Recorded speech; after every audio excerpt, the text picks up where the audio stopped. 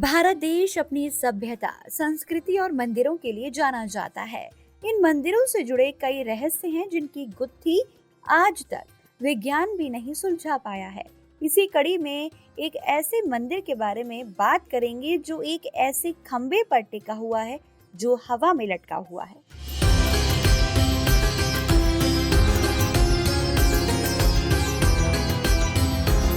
इस खंबे पर अंग्रेजों द्वारा कई हथौड़े मारे गए, लेकिन इस खंबे पर एक दरार तक नहीं आई, जबकि इस खंबे के आसपास के कई खंभों पर दरारें आ गई हैं। ऐसा क्या है इस खंबे में जो हवा में लटकते हुए भी ये खंबा पूरे मंदिर का भार अपने ऊपर लिए हुए है? आइए जानते हैं झूलते हुए खंबे का राज। जिस मंदिर की हम बात कर रहे हैं उसका नाम है लेपाक्षी मंदिर, जो आंध्र प्रदेश के अनंतपुर जिले में स्थित है। वैसे तो ये मंदिर 70 खंभों पर टिका हुआ है, लेकिन लोगों का कहना है कि इस मंदिर का पूरा भार एक ही खंबे पर टिका हुआ है, और ये खंबा भी कोई जमीन से लगा हुआ नहीं है, बल्कि हवा पर झूलता हुआ है।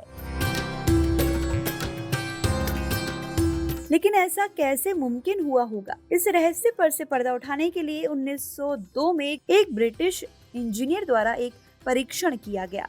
इनका नाम था हैमिल्टन, जिन्होंने ये जानने की कोशिश की कि इस मंदिर का भार किस खंबे पर है।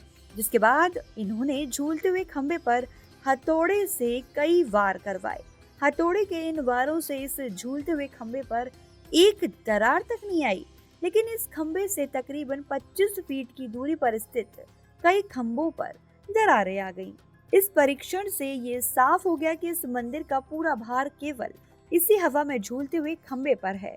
यानी कि जो लोग कहते थे कि अगर एक खंबा हवा में झूल रहा है तो इससे कोई फर्क नहीं पड़ता है, क्योंकि इस मंदिर में मौजूद 69 खंबे अपने ऊपर मंदिर का भार लिए हैं।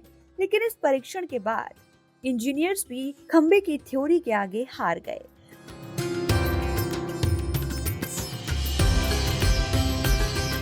मंदिर के निर्माण की बात की जाए तो इस धाम में एक स्वयंभू शिवलिंग है, जिसे शिवजी के रौद्र रूप यानी कि वीरभद्र का रूप माना जाता है।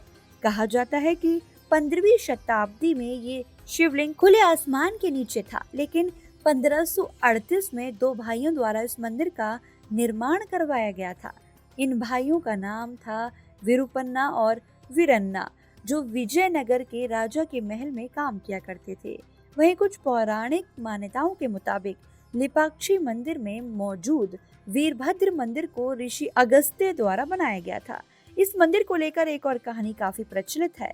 कहा जाता है कि एक समय पर विष्णु भक्त और शिव भक्त के बीच काफी बहस हुई। ये बहस कई सदियों तक चली। इस बहस को रोकने के लिए अगस्त्य मुनि ने यहाँ कड़ी तपस्या की और अपने तप के तेज से उन्होंने इस बहस को खत्म कर दिया।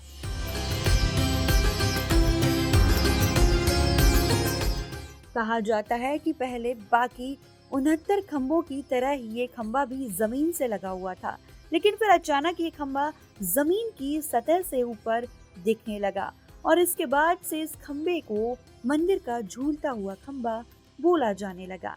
लोग इस झूलते हुए खंभे के नीचे से अपना अपना कपड़ा निकालते हैं, और ऐसी मान्यता है कि ऐसा करने से उनके जीवन से दुख तकलीफ चली जाती है और घर में सकारात्मकता ऊर्जा का वास होता है। ऐसी आत्मकथाओं से जुड़े रहने के लिए हमारे चैनल को लाइक, शेयर, सब्सक्राइब कर बेल आइकन दबाना ना भूलें, और देखते रहें हिंद बस भक्ति।